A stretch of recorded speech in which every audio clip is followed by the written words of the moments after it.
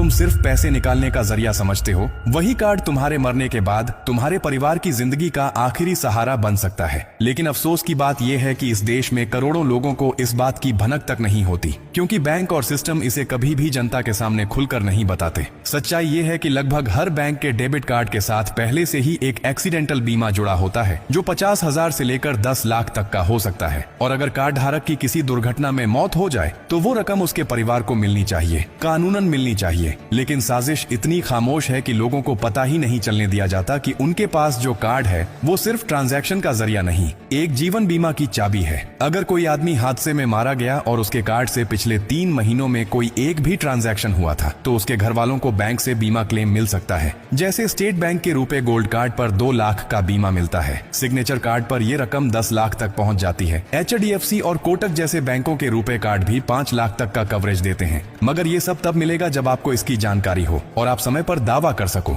वरना बैंक तो चुप रहता है और सिस्टम उसी खामोशी में तुम्हारा हक निगल जाता है। कभी किसी बैंक ने खुद आकर ये बताया कि आपके नाम पर बीमा है?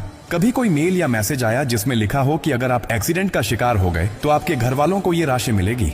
नहीं आया, क्योंकि वो जानते हैं कि अगर आप जागरूक हुए तो उन्हें देना पड़ेगा और अगर आप चुप रहे तो बच जाएगा। इसलिए अब वक्त है खामोशी तोड़ने का। अगर आपके पास रुपए कार्ड है तो आज ही बैंक में जाकर पता कीजिए कि उसमें क्या बीमा है, कितनी रकम कवर होती है और क्या शर्तें हैं। अपने कार्ड से छोटे मोटे लेन देन करते रहिए ताकि बीमा एक्टिव रहे। और अगर आपके किसी परिचित की हाल ही में किसी हादसे में जान गई है तो उनके परिवार को ये जानकारी दीजिए ताकि वो बैंक से अपना अधिकार पा सकें। एक पोस्टमार्टम रिपोर्ट, मृत्यु प्रमाण पत्र, FIR और कार्ड की डिटेल्स के साथ वो बीमा क्लेम कर सकते हैं। ये उनका हक है, कोई एहसान नहीं।